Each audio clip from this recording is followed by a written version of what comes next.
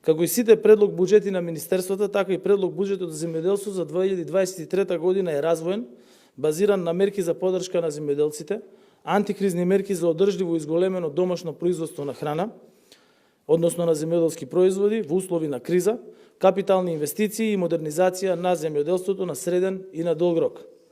Предлог буџетот за земјоделство за 2023 година се темели на неколку цели. Почетокот на авансната исплата на субвенциите и на време на исплата на сите субвенции, одржливо изголемено домашно производство на храна, капитални инвестиции, зголемени инвестиции преку програмата за рурален развој, модернизација на македонското земјоделство. Во 2023 година започнува најголемата реформа во земјоделството. За прв пат по европски терг се воведува новиот декапалинг систем за распределба и исплата на субвенциите. Земјоделците ќе имаат аванс на исплата на субвенциите, ќе ги добиваат парите тогаш кога им се најпотребни, да можат навреме да се подготват за новата производствена сезона, да можат да вложуваат во модернизирање и зголемување на производството.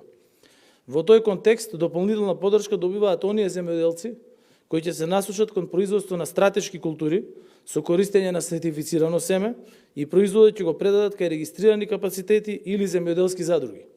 Дополнителна поддршка е предвидена и за земјоделците кои од своето производство создаваат финален производ за продажба.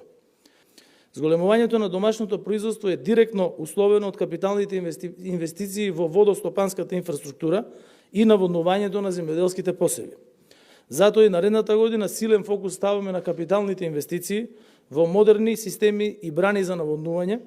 Тука би извел неколку клучни инвестиции, како што е браната Конско, во вредност од 40 милиони евра, чија што изградба започна пред 3,5 години и завршува во првиот квартал од 2023 година.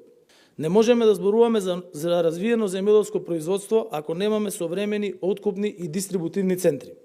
Следната 2023 година почнува изградбата на двата откупни центри во Струмица и Ресен и на Агрофуд платформата во Скопје преку проектот за модернизација на земјоделството финансиран од Светската банка. Со овој проект, кој е вреден 50 милиони евра, се обезбедува сигурен и организиран пласман на земјоделските производи, како и безбедни синџири за снабдување со здрава храна за нашите граѓани.